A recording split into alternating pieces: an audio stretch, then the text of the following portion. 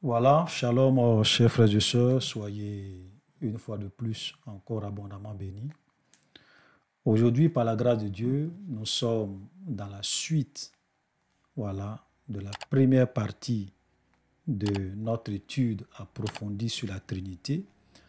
Nous avons fait la première partie dans la vidéo numéro 291 et aujourd'hui nous sommes dans la suite donc de cette première partie dans laquelle nous sommes en train de définir les 4 grandes doctrines sur la conception de Dieu. Donc, dans la première partie, nous avons défini la doctrine de la Trinité dans le moindre détail. Voilà, on a vraiment dit beaucoup de choses. On a défini clairement ce que c'est que la Trinité en expliquant chaque terme et chaque mot. Ou bien, peut-être si j'ai dit chaque terme, chaque mot, c'est un peu trop dit, mais on a expliqué ce que c'est que la notion de personne dans la Trinité et la notion de être dans la Trinité. Donc nous avons dit que la Trinité est une doctrine qui affirme qu'il y a un seul être divin en 3 personnes divines distinctes. Le Père, le Fils et le Saint-Esprit. Voilà. Donc, on a expliqué, donc, pour ceux qui veulent vraiment bien comprendre c'est quoi la Trinité, je vous conseille d'aller regarder la vidéo précédente. Voilà, la première partie. Ok, parce que pourquoi j'ai décidé de faire ça, comme je vous l'ai expliqué dans la première partie, je veux vraiment qu'on puisse vraiment bien expliquer chacune de ces doctrines, parce qu'on ne peut pas parler de ce qu'on ne sait pas. Et on ne peut pas aussi refuter ce qu'on ne sait pas. Voilà. Donc, nous allons vraiment essayer de vous expliquer chacune de ces doctrines.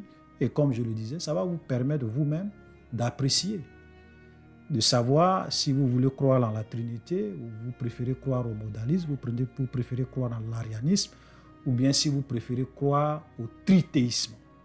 Voilà.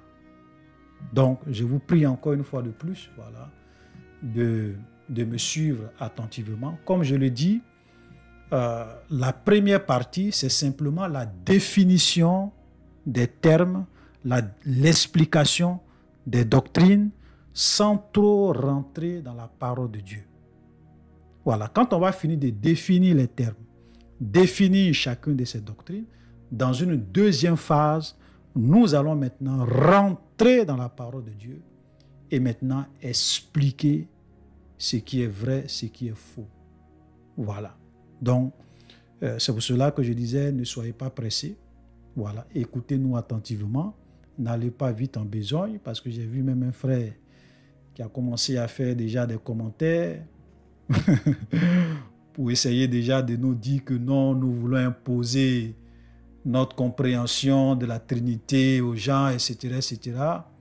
Bon, j'aimerais dire à ce frère de faire beaucoup attention, parce que ce que je n'aime pas souvent, je n'aime pas qu'on me prête des intentions que je n'ai pas. Parce que quand quelqu'un prend le temps pour dire, je vais vous expliquer chaque doctrine, et vous-même vous allez voir, lorsque nous allons rentrer dans les profondeurs des Écritures, vous-même vous allez faire votre choix pour voir dans quelle doctrine vous voulez croire. Maintenant, pourquoi tu viens me dire que je veux imposer ma conception de Dieu qui est la Trinité aux gens? Où j'ai imposé ma conception? Vraiment, souvent quand on voit certains commentaires, on se demande si les gens quand même prennent la peine de nous écouter. S'ils nous écoutent réellement. Parce qu'il y a des gens qui écoutent leurs frères de travers et après, qui viennent les juger sans avoir pris la peine de réellement comprendre ce qu'ils ont dit. Ils viennent dire le contraire de ce que tu as dit dans la vidéo, dans les commentaires. C'est vraiment pas sérieux. Amen. Voilà. Donc, soyons patients. C'est une série d'études. Voilà. Donc, on aura le temps, quand on va finir de définir chaque doctrine, on aura le temps de parcourir la Bible. Donc, ne vous pressez pas. Voilà, ne vous pressez pas. Voilà. Donc, aujourd'hui, je veux vraiment que la vidéo d'aujourd'hui soit vraiment la dernière vidéo sur la première partie, parce que je ne veux pas faire une troisième vidéo pour continuer encore à expliquer chacune des doctrines. Donc, je vais faire l'effort dans cette vidéo d'aller un peu vite, d'aller un peu à l'essentiel, de résumer ce que je peux résumer, voilà, pour que on puisse vraiment avoir une explication, voilà, détaillée, voilà, résumée, très bien résumée des 3 dernières doctrines. Voilà.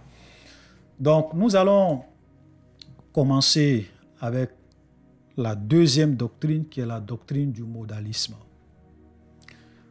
Dans le modalisme, vous avez le monachisme. Donc, le monachisme, c'est du principe du monachisme qu'est né le modalisme.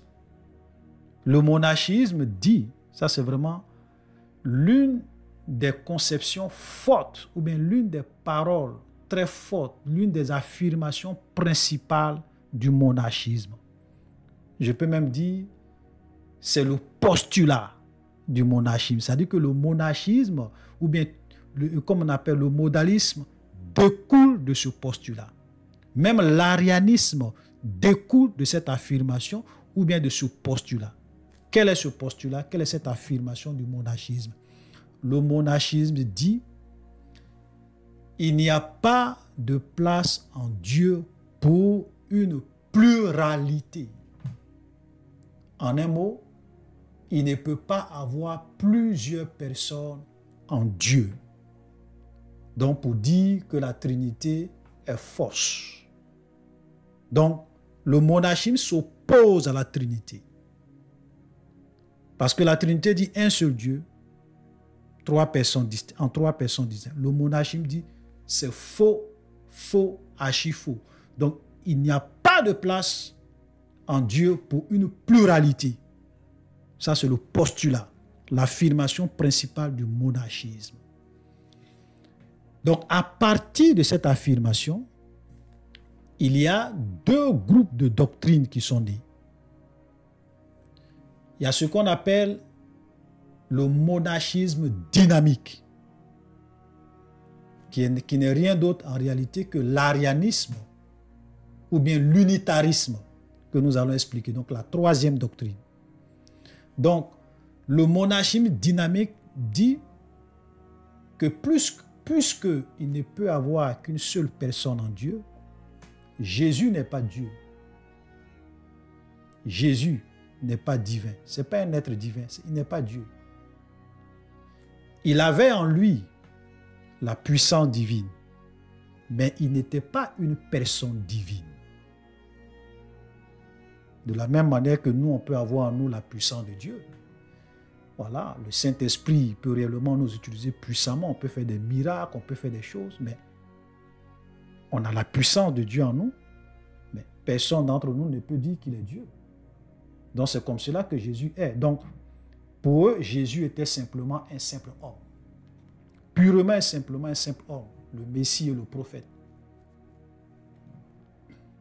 Voilà ce que le monachisme dynamique dit. Maintenant, le 2e groupe de doctrine qui est né du monachisme, c'est ce qu'on appelle le monachisme modaliste. Le monachisme modaliste. Et le monachisme modaliste a plusieurs formes. Voilà. Mais l'une des formes les plus connues, c'est cette fameuse formule qui dit qu'il y a un seul Dieu en une seule personne qui joue des rôles ou bien qui se manifeste selon des modes de révélation qu'on appelle des prosopas ou bien des prosopons. Donc Dieu est un seul être, une seule personne qui se manifeste au monde, qui se manifeste à l'extérieur selon plusieurs modes, plusieurs fonctions et plusieurs rôles. Et ces rôles-là, ce sont des prosopas de l'être divin. Du seul et unique Dieu en une seule personne. Donc, ils vont souvent vous dire que Dieu s'est révélé en tant que Père dans la création Il s'est révélé en tant que Fils dans la rédemption.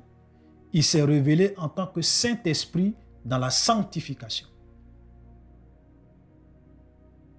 Voilà ce qu'affirme le monachisme modaliste. Dans le monachisme modaliste, voilà, vous avez plusieurs sous-doctrines. La première doctrine, c'est ce qu'on appelle le modalisme patripatien. Donc, ça a commencé avec deux personnes. Lorsqu'on remonte loin dans le temps, ça a commencé avec Praxéas.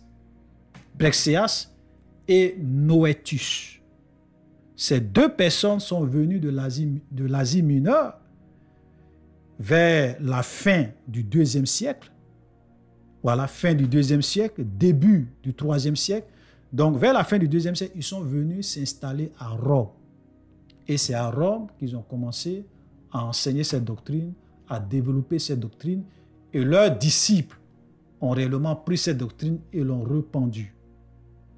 Qu'est-ce que disait Praxéas dans sa doctrine du modalisme patripatien?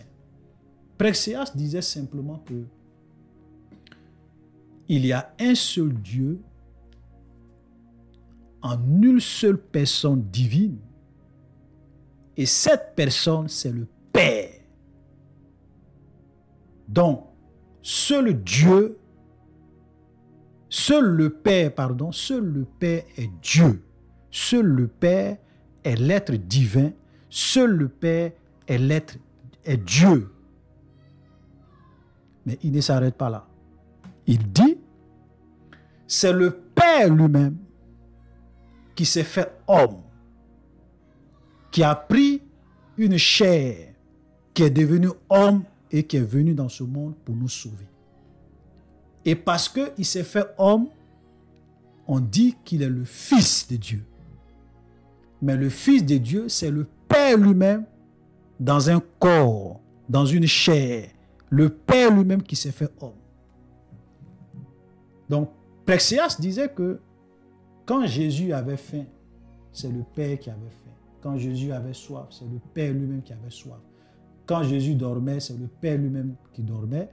Quand Jésus est mort à la croix, c'est le Père lui-même qui est mort à la croix. Quand Jésus a souffert, c'est le Père lui-même qui a souffert.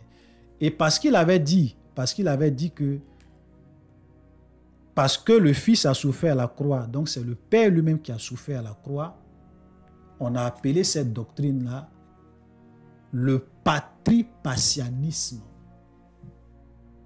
Le patripatianisme, c'est-à-dire que le fait de dire que le Père a souffert à la croix, on a appelé ça le patripatianisme, c'est-à-dire que la passion du Père, patrie pour Père et passion pour souffrance. Donc voilà ce que Praxéas disait. Noétus aussi enseignait pratiquement la même chose que Praxéas. Parce qu'il disait que c'est le Père qui s'est fait homme, qui est devenu fils parce qu'il a pris un corps, il est devenu fils. Et il disait que le Fils n'est rien d'autre que le Père voilé de chair. Voilà ce que Noétus disait. Le Père est le Fils voilé de chair. Ça veut dire que si on avait la possibilité d'enlever la chair de Jésus, le corps de Jésus, la personne qu'on allait trouver à l'intérieur, voilà, comme personne, c'était le Père lui-même. Donc le Père, et il y avait cette fameuse phrase, le Fils est le visible du Père. Le Fils est la manifestation visible du Père, le Fils est le visible du Père, et le Père est l'invisible du Fils. Voilà ce que Praxéas, voilà ce que Noétus ont enseigné. Fin 2e siècle, début 3e siècle. Et leurs disciples, par exemple, Noétus avait 2 disciples. Il y avait Épigone et puis Cléomère qui ont pris cette doctrine et qui l'ont répandue à Rome. Donc simplement pour vous dire que le modalisme a commencé à la fin du IIe siècle et ça a continué vers le début du IIIe siècle et ça continue aujourd'hui. Donc c'est quand même une très vieille doctrine. Voilà, c'est quand même une très vieille doctrine. Après Praxéas et Noétus, il y a eu quelqu'un du nom de Béryllus qui est venu aussi, qui a pratiquement enseigné la même chose. Voilà, que Praxéas et Noétus, avec peut-être quelques petites variations près. Parce que Béryllus, par exemple, lui disait, il niait la divinité personnelle du Fils. C'est-à-dire que pour lui, le Fils est divin simplement parce que c'était le Père qui était en lui. Bon, ce qui est pratiquement, je veux dire, plus ou moins la même chose que ce que... Voilà, qui est une conséquence, je vais plutôt dire, c'était une conséquence de ce que Noétus et Praxéas ont enseigné. Bon, je ne vais pas trop rentrer dans les détails. Donc, la doctrine du modalisme patripatien est vraiment très intéressante. C'est vraiment très intéressant. OK? Parce que dans cette doctrine, on ne parle pas de quelqu'un qui joue des rôles. Non. Donc, dans cette doctrine, on ne te parle pas d'une personne, voilà, qui vient jouer des rôles, qui vient se manifester en tant que le Père, le Fils, le Saint-Esprit. Non. Eux, ils disent que le Père, ce n'est pas une fonction. C'est le Père lui-même qui est Dieu. C'est le Père lui-même qui est l'être divin. OK? Le seul et unique Dieu en une seule personne. C'est lui qui est le Père. Et c'est le Père maintenant qui vient prendre un corps et qui est appelé Fils ou Fils de Dieu. Après Praxéas et Noétus et Béryllus et leurs disciples, au IIIe siècle, il y a quelqu'un qui va réellement prendre leur doctrine, prendre leur enseignement et qui va introduire le Saint-Esprit dans la doctrine et qui va réellement définir une nouvelle forme du modalisme. Sabellius. Sabellius était un prêtre d'origine libyenne qui vivait à Rome. Voilà, puisque, comme on l'a vu tout à l'heure, c'est à Rome que cette doctrine a été enseignée, développée, répandue. Donc, Sabellius va prendre la doctrine de Praxéas et de Noétus et de Béryllus et lui, il va introduire le Saint-Esprit. Pourquoi il va introduire le Saint-Esprit? Parce que quand Praxéas et Noétus parlaient, eux, ils ne parlaient pas trop. C'est-à-dire que dans eux, leur doctrine, dans la doctrine du modalisme patripatien, on ne parlait pas du Saint-Esprit. On parlait plus du Père et du Fils. La notion du Saint-Esprit n'était pas présente dans leur doctrine. Donc c'est Sabellius qui va venir, qui va prendre leur doctrine et qui va maintenant modifier cette doctrine et qui va dire ceci. Écoutez-moi très bien. C'est Sabellius qui va dire pour la première fois au IIIe siècle qu'il y a un seul Dieu en une seule personne qui joue des rôles ou des fonctions différents. Il y a un seul Dieu en une seule personne qui joue le rôle du Père à un moment donné, qui joue le rôle du Fils à un moment donné, qui joue le rôle du Saint-Esprit à un moment donné. Donc, cette formulation, lorsque vous voyez quelqu'un qui vous dit qu'il y a un seul Dieu en une seule personne qui joue trois rôles différents, cette formulation est venue pour la première fois avec Sabellius au IIIe siècle. Maintenant, Sabellius est allé plus loin. Et c'est ce qui va faire que plus tard, certaines personnes vont rejeter cette doctrine. Mais parce que qu'est-ce que Sabellius disait? Sabellius disait que le même Dieu, invisible, inaccessible, en une seule personne. Dans l'Ancien Testament, il s'est révélé en tant que le Père. Dans le Nouveau Testament, ou bien dans le Fils, ou bien dans le Nouveau Testament, voilà, je vais dire dans le Nouveau Testament, il s'est révélé en tant que le Fils. Et il s'est révélé en tant que le Fils depuis que Jésus, ou bien depuis que Jésus est venu dans ce monde, ou bien depuis que le Fils est venu dans ce monde, et qu'il a pris la nature humaine, jusqu'à son ascension, c'est là qu'il a joué le rôle du Fils. Donc de sa naissance jusqu'à son ascension, il a joué le rôle du Fils. Et depuis qu'il est monté au ciel, il joue le rôle du Saint-Esprit pour la sanctification de l'Église. C'est pour cela que tout à l'heure je disais que le Père s'est révélé dans la création. Donc la même personne s'est révélée comme Père dans la création, comme Fils dans la rédemption, comme le Saint-Esprit dans la sanctification, qui continue jusqu'à aujourd'hui.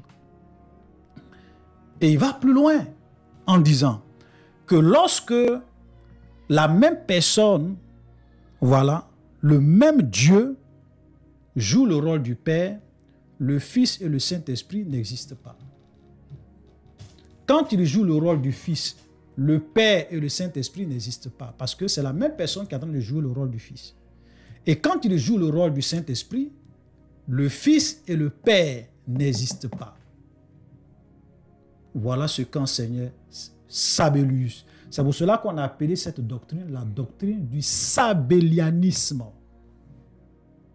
On appelle ça le sabellianisme. Il y a des gens même souvent qui ne savent pas ça.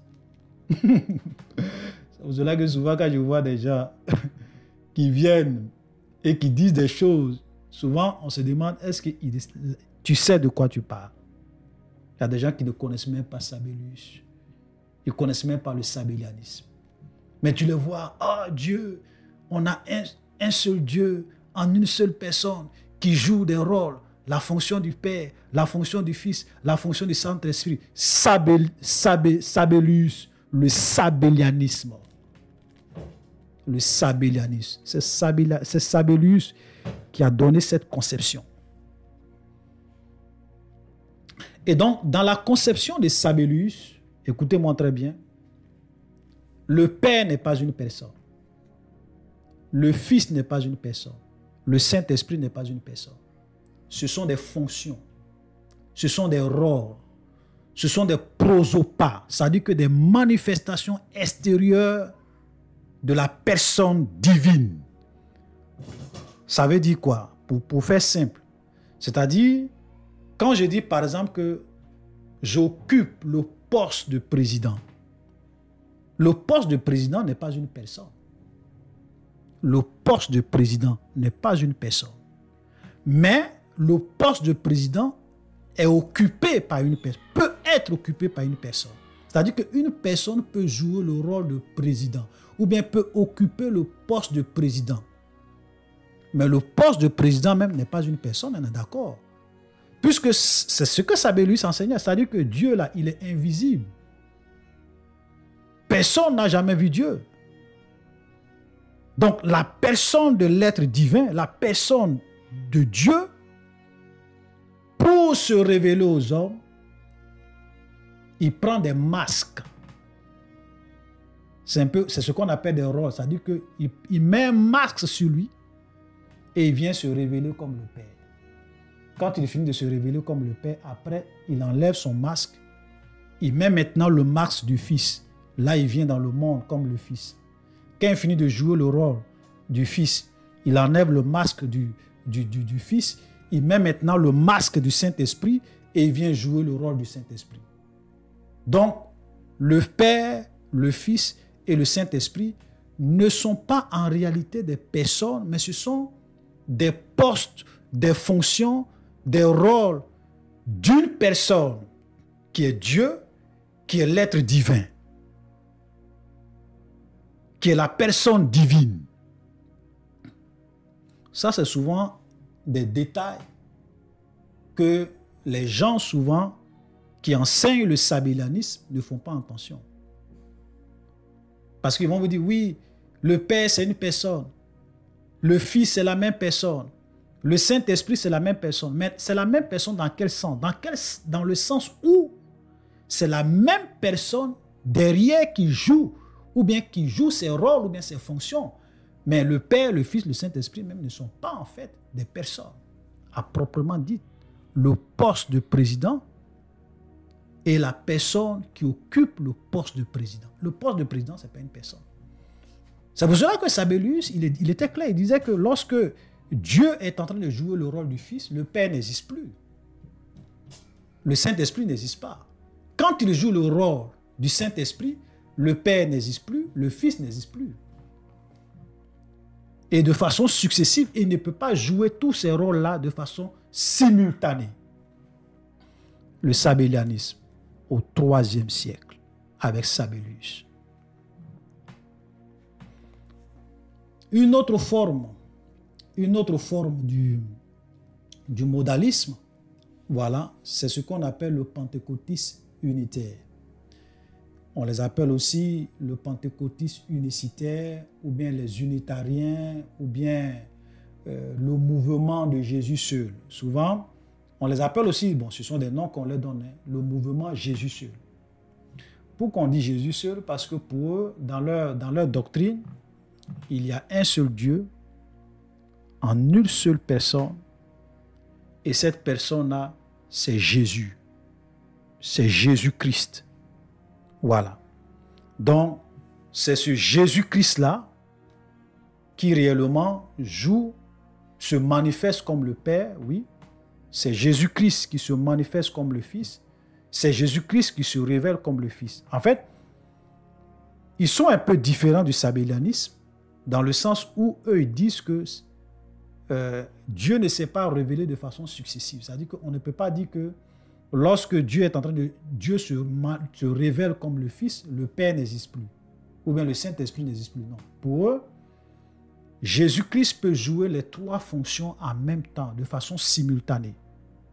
C'est-à-dire que la même personne, au même moment, au même instant, peut jouer le rôle du Père, peut jouer le rôle du Fils, peut jouer le rôle du Saint-Esprit. Donc, ce n'est pas comme Sabellius qui, lui, disait que lorsque la même personne divine joue le rôle du Fils, le Père et le Saint-Esprit n'existent pas. Eux disent non. Que Dieu est tellement puissant qu'il est capable, étant une seule personne, de se manifester selon les trois modes, selon les trois fonctions.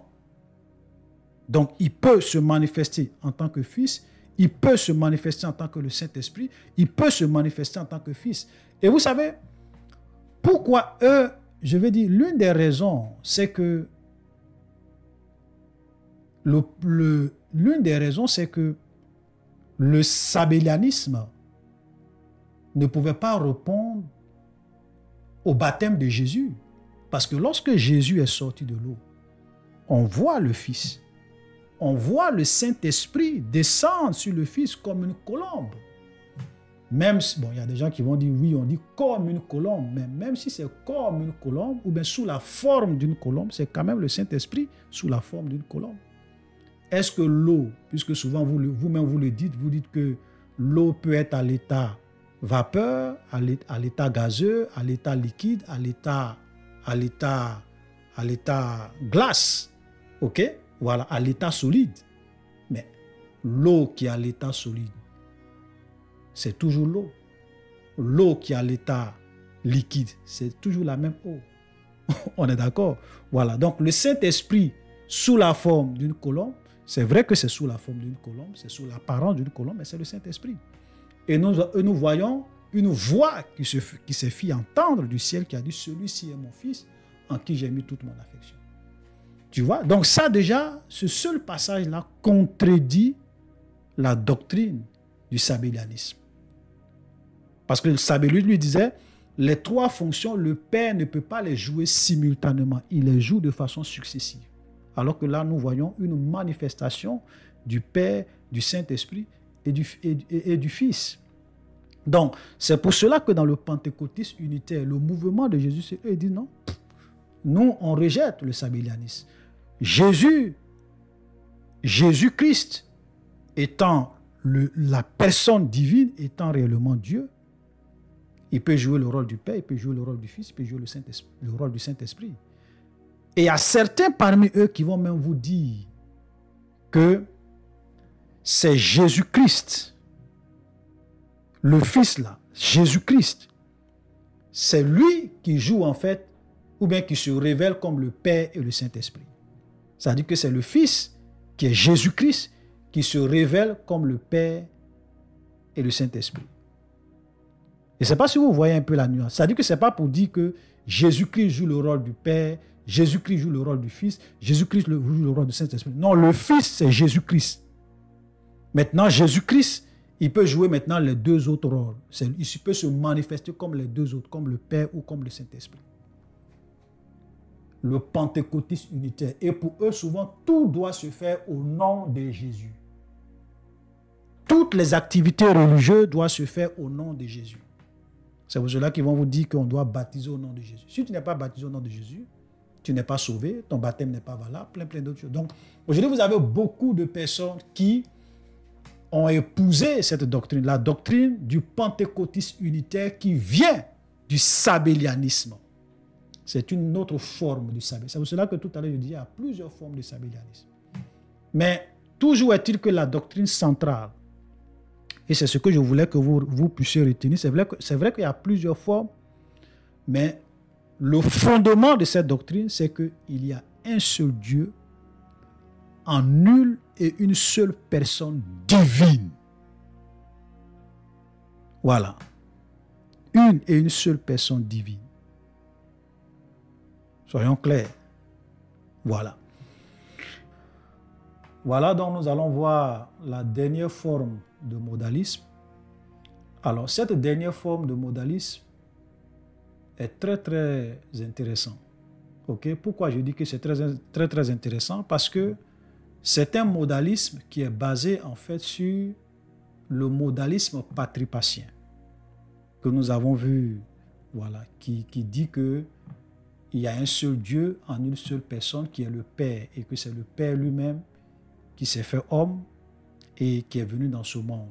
Voilà. Donc, dans le modalisme patripatien moderne, ok, le Père, le Dieu invisible en une seule personne qui est le Père, c'est Jésus-Christ.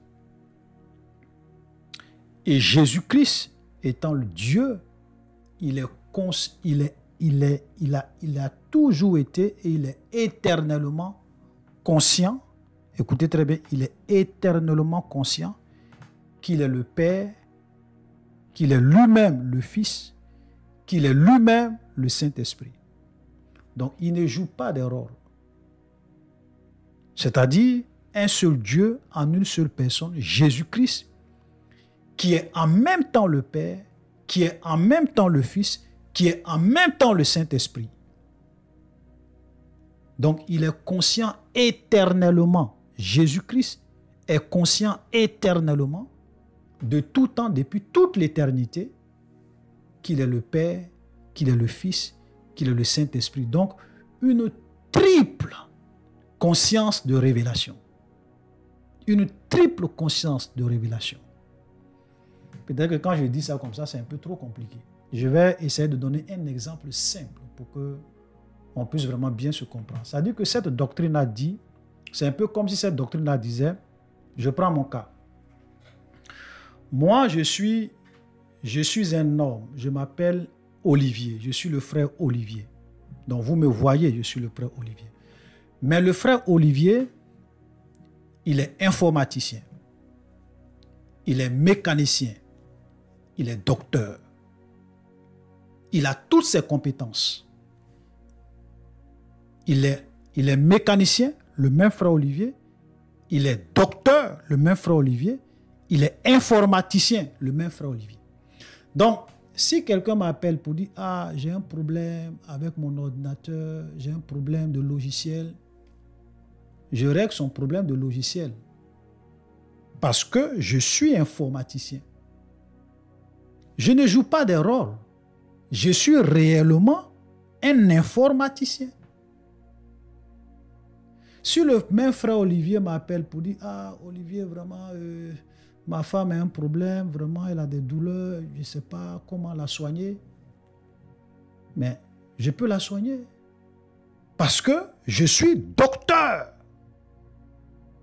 Olivier est docteur. Il ne joue pas le rôle de docteur. Il est docteur. Ce n'est pas pour dire que je vais venir jouer le rôle de docteur. Et puis après, je ne suis pas docteur. Non, je suis docteur. Si tu as un problème avec une voiture, ta voiture, tu m'appelles.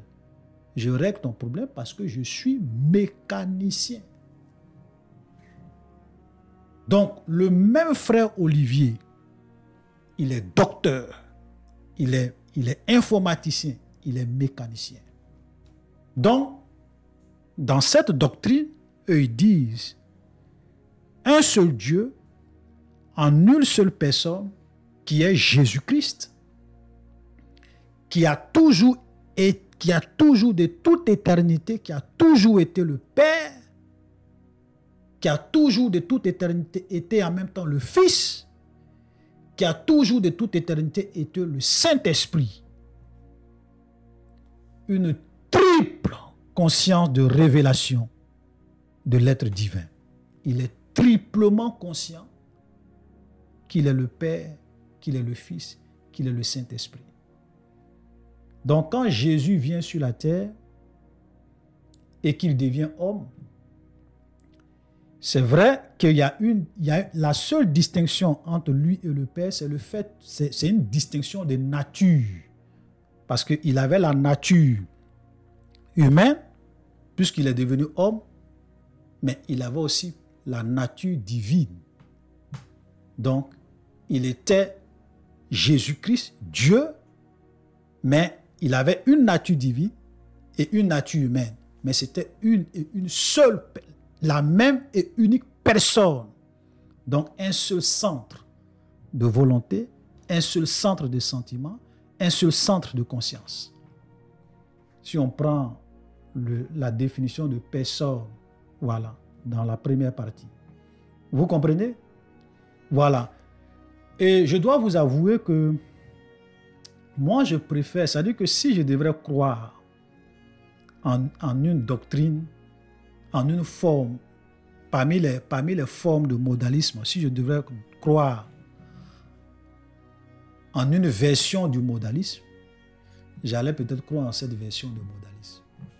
Parce que je trouve ça vraiment beaucoup plus, même si ce n'est pas totalement, beaucoup plus conforme aux Écritures.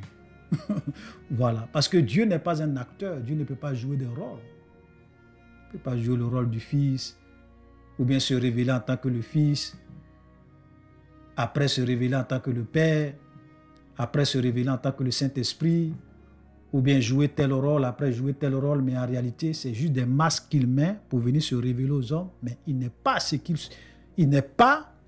qu'il dit qu'il est. Par exemple, quand j'ai pris le Sabillanus, lui dit que la même personne se révèle comme le Père, il joue le rôle du Père. Mais en réalité, le Père n'est pas une personne. Voilà, c'est un acteur. Mais ici, on n'est pas dans du théâtre, dans du cinéma. Jésus-Christ a toujours et est toujours le Père. Jésus-Christ est toujours et est toujours le Fils. Jésus-Christ est toujours et est toujours le Saint-Esprit depuis toute l'éternité. C'est pas qu'à un moment donné, ok, il est le Fils. C'est pas qu'à un moment donné, il est le Père. C'est pas qu'à un moment donné, il est le Saint-Esprit. Il a toujours été le Père, il a toujours été le Fils, il a toujours été le Saint-Esprit. Depuis toujours, jusque dans l'éternité. Voilà.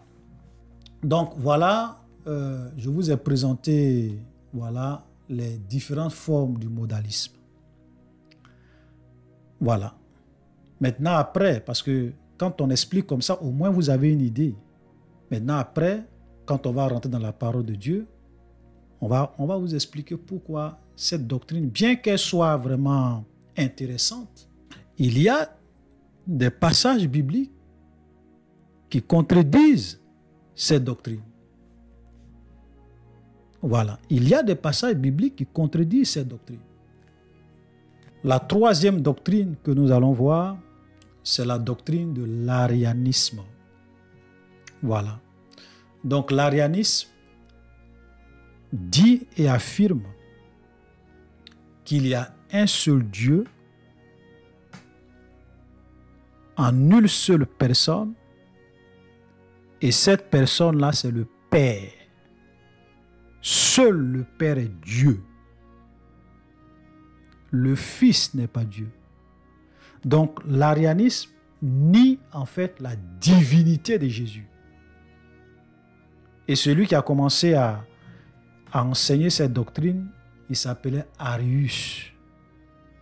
Voilà, c'était un prêtre d'Alexandrie. Il s'appelait Arius. C'est lui qui, dans les débuts du IVe siècle, au début du IVe siècle, donc ça veut dire que l'arianisme n'est pas aussi vieille voilà, comme le modalisme ou bien comme la Trinité. L'arianisme est venu après le modalisme, c'est venu plus tard après la Trinité. Voilà. Et Arius disait donc au début du IVe siècle, voilà, dans les années à l'an 312 par là, voilà, il enseignait cela. Il disait que Jésus est en fait une créature. Jésus a des attributs divins, c'est vrai, il a des attributs divins, voilà, mais il n'est pas une personne divine, il n'est pas divin. Il n'est pas divin. Il a des attributs divins, mais il n'est pas divin. Et que Dieu l'a créé, il a été engendré, il a été créé par Dieu, voilà, à un moment donné. Et aujourd'hui, même quand vous prenez des groupes sectaires comme les témoins de Jéhovah, c'est de l'arianisme. C'est pour cela que dans la traduction de leur Bible, ils vont vous dire, dans Jean 1.1, ils disent au commencement était la parole, était le logos, la parole était avec Dieu, la parole était un Dieu. Un Dieu. Voilà. La parole était un Dieu. Mais la parole n'est pas Dieu. Dieu avec grand D. Donc la parole a les attributs du divin, mais la parole, le Fils, Jésus, n'est pas Dieu lui-même, Dieu le Tout-Puissant. Non. Ça, c'est de l'arianisme. Ils se sont basés sur certains passages. Je pense qu'on aura le temps de revenir lorsque, dans la prochaine partie, lorsqu'on va commencer à rentrer dans la parole de Dieu, on va voir ces passages-là. C'est-à-dire que eux, certains de leurs passages, c'était quelques passages, hein, voilà. Comme on n'a pas le temps de trop rentrer dans la parole de Dieu, par exemple, Jean 4, le verset 6, voilà, Colossiens chapitre 1, le verset 15 à 20, voilà, Hébreux chapitre 1, voilà, Romains chapitre 8, je crois, le verset 39, où nous voyons certaines choses, même Matthieu 24, 36, où Jésus dit qu'il ne connaît pas le jour ni l'heure de son retour. Matthieu 24, 34. Ils disent, mais Jésus ne connaît pas le jour ni l'heure de son retour. Donc, il ne peut pas être Dieu. Jésus se fatigue. Jean 4, verset 6, il se fatigue. OK? Et dans Colossiens chapitre 1, il est dit que, parlant de Jésus, parlant du Fils, on dit qu'il est le premier-né de la création. Je ne sais pas si vous vous rappelez de ces passages. L'expression premier-né de la création. Donc pour eux, l'expression premier-né de la création, voilà une preuve que Jésus, réellement, a été engendré, il a été créé.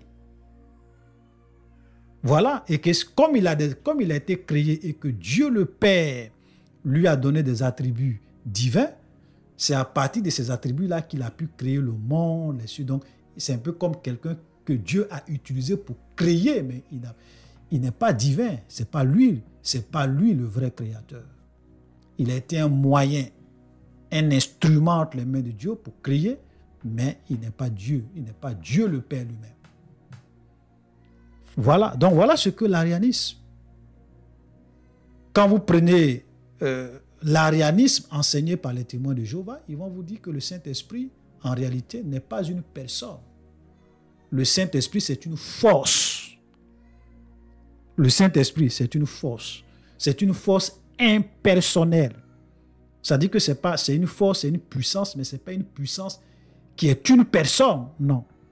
Ça, c'est purement et simplement de l'arianisme. Alléluia. Donc voilà ce que l'arianisme enseigne. Pour l'arianisme, Jésus est une créature, c'est la première créature de Dieu, c'est vraiment la créature la plus proche de Dieu. Voilà, mais il n'est en rien une personne divine, il n'est en rien l'être divin. Donc, quand vous voyez une doctrine, écoutez-moi très bien, quand vous voyez une doctrine qui nie la divinité de Jésus, c'est de l'arianisme. C'est une branche de l'arianisme. Donc l'arianisme s'oppose au modalisme.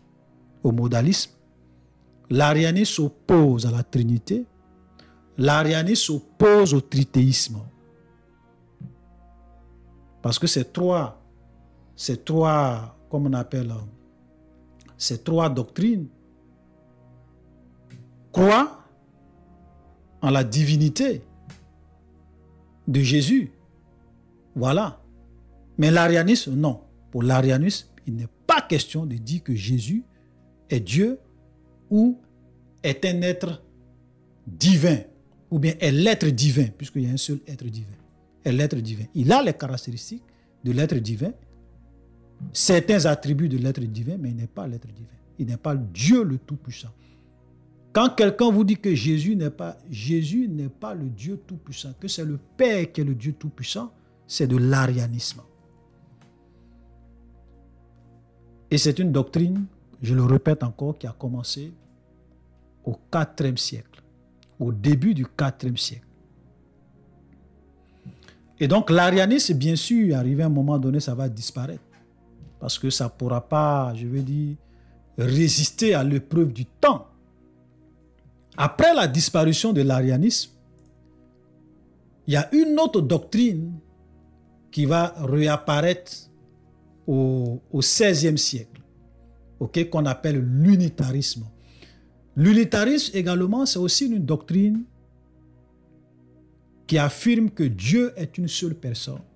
Dieu est une seule personne et que cette seule personne-là, c'est le Père. Voilà, donc c'est le Père qui est Dieu, voilà, qui est la seule personne de la divinité.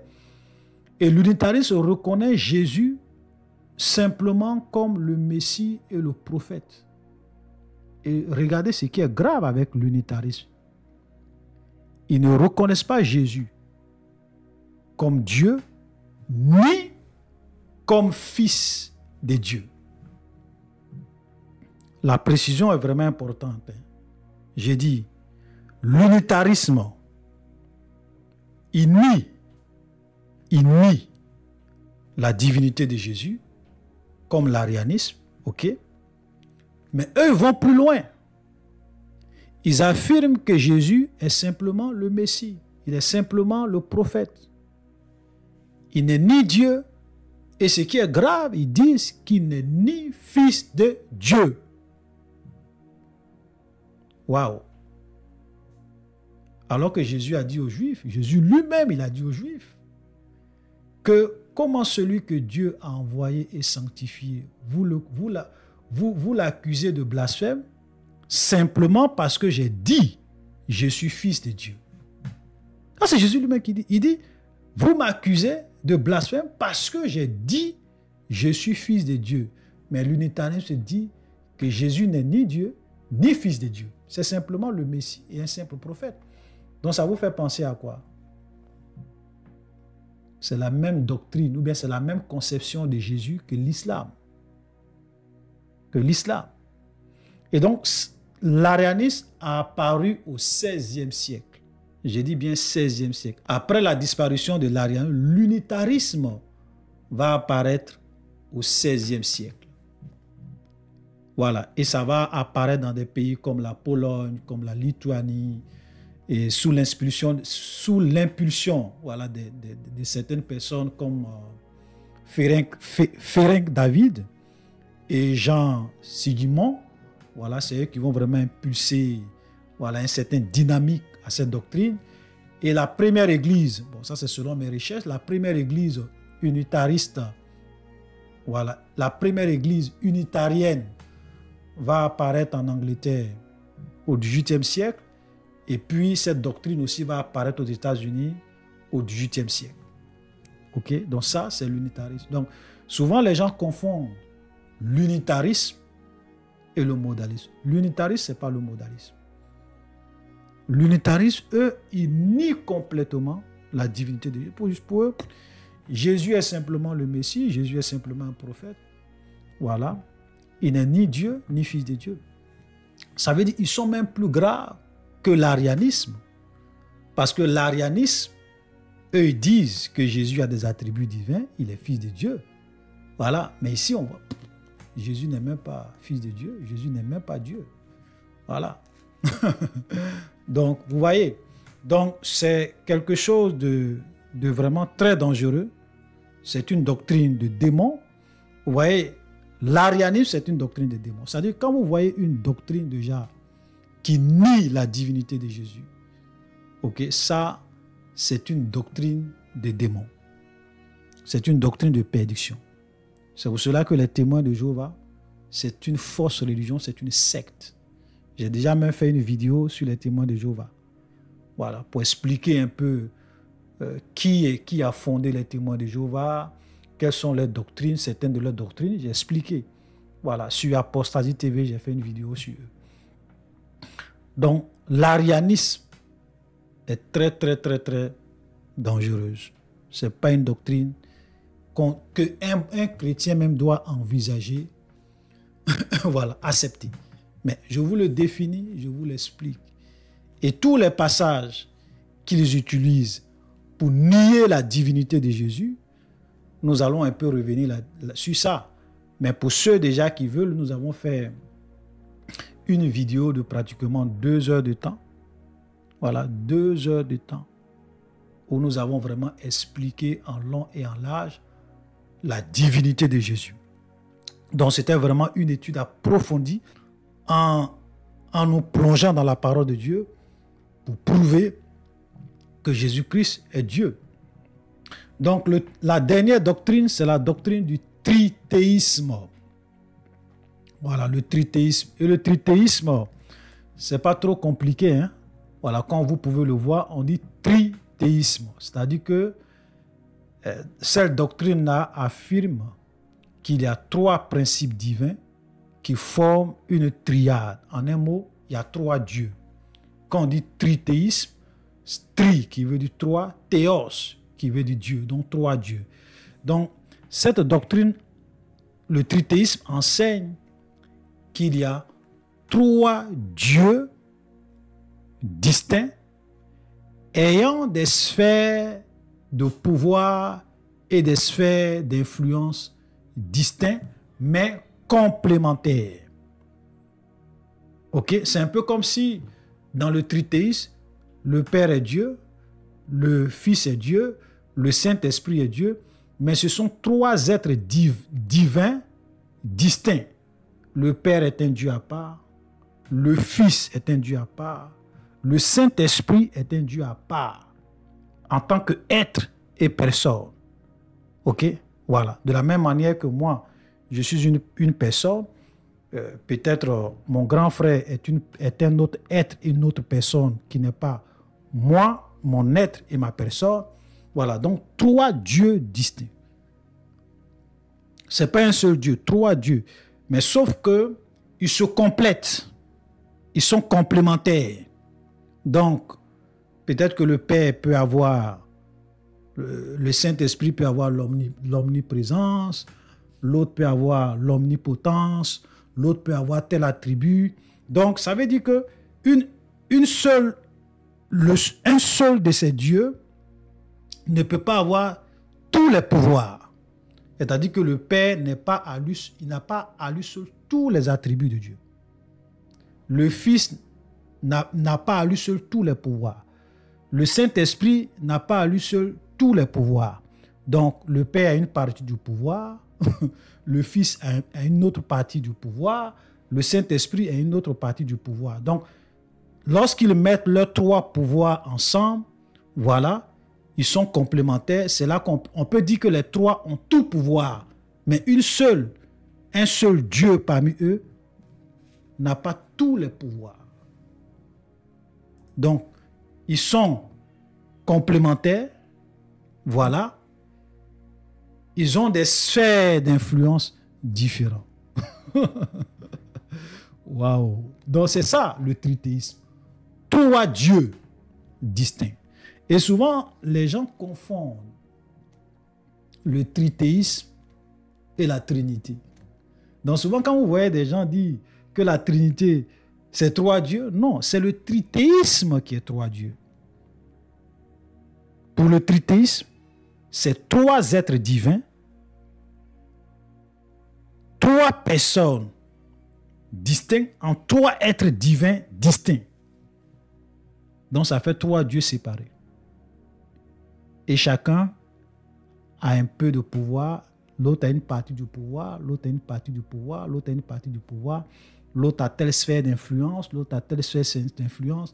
C'est un peu comme, si je veux prendre une image, dans certains gangs dans les quartiers.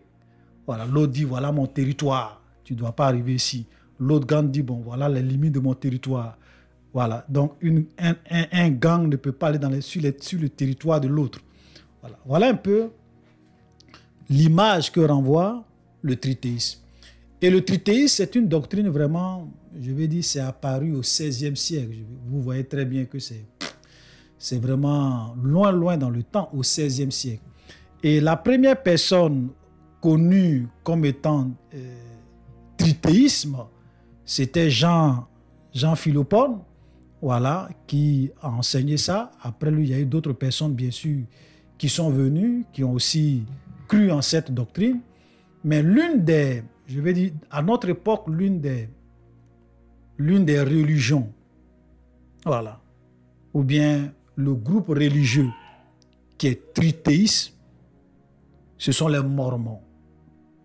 Voilà, pour ceux si vous ne connaissez pas les Mormons, l'église de Mormon a été fondée par un monsieur qu'on appelle Joseph Smith, un faux prophète, qui lui-même se fait appeler prophète, le prophète Joseph Smith. Donc c'est Joseph Smith qui a fondé l'église des Mormons.